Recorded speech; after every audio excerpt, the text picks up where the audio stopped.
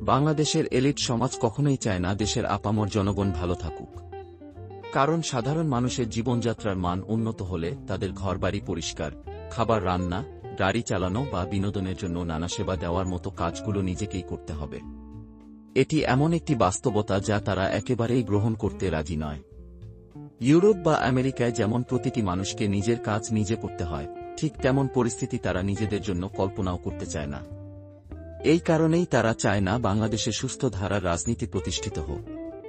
এলিটরা নিজের চোখে দেখেছে আওয়ামী লীগের বর্বরতা এবং কিভাবে তারা ক্ষমতার অপব্যবহার করেছে। তবু ক্ষুদ্র স্বার্থের জন্য কিছু মানুষ এই বর্বর দলকে সমর্থন করে যাচ্ছে। তাদের এমন আচরণ বিএনপির চরিত্রের সঙ্গেও মিলে যায়।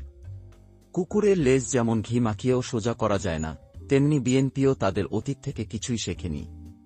তারা জানে অন্যায় করলে দেশের মানুষ কিভাবে শাস্তি দেয়, তবু তারা সেই একই অন্যায়ের পথে এগিয়ে চলেছে। বিএনপি শুধু আওয়ামী লীগের অত্যাচারের কথা ভুলে যায়নি, বরং যেন নিজেদের ছোট ভাইয়ের ভূমিকা নিয়ে বড় ভাই আওয়ামী লীগকে বাঁচানোর চেষ্টা করছে। অতীতে আওয়ামী লীগের হাত থেকে যে অত্যাচার তারা পেয়েছে সেই কষ্ট আজ তাদের মন থেকে মুছে গেছে। এখন দুই দল একসঙ্গে কাজ করছে যেন তাদের ক্ষমতার রাজনীতি অব্যাহত থাকে। এলিটদের বোঝা উচিত, যে দলই ক্ষমতায় আসুক তাদের ব্যক্তিগত জীবন সবসময় ভালো থাকবে, কিন্তু তাদের ছেলে মেয়েদের বা ভবিষ্যৎ প্রজন্মের জীবন কেমন হবে তা নিয়ে একবার ভাবা প্রয়োজন। দেশের জন্য সঠিক নেতৃত্ব নির্বাচন করতে হলে দলীয় আনুগত্যের বাইরে গিয়ে ভাবতে হবে। ভবিষ্যৎ প্রজন্ম কেমন বাংলাদেশ চায় সে ব্যাপারে মনোযোগ দেওয়া জরুরি। দেশের ভবিষ্যৎ গড়ে তুলতে হলে সুস্থ ধারার রাজনীতি এবং ন্যায় বিচারের পথ বেছে নিতে হবে। ব্যক্তিগত স্বার্থের ঊর্ধ্বে উঠে দেশ পরিচালনার সুযোগ এমন নেতৃত্বকে দিতে হবে যারা সত্যিকার অর্থেই জনগণের জন্য কাজ করবে।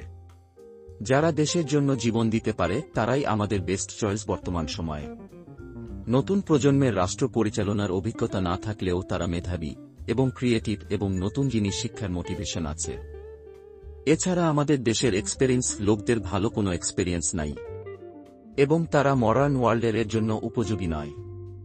ফলে তরুণদের হাতে বাংলাদেশ বেশি নিরাপদ। এলিটদের এখন ভাবার সময় এসেছে, তারা শুধু নিজেদের স্বার্থ দেখবে নাকি ভবিষ্যৎ প্রজন্মের জন্য একটি সুন্দর বাংলাদেশ গড়ে তোলার পথ খুলে দেবে।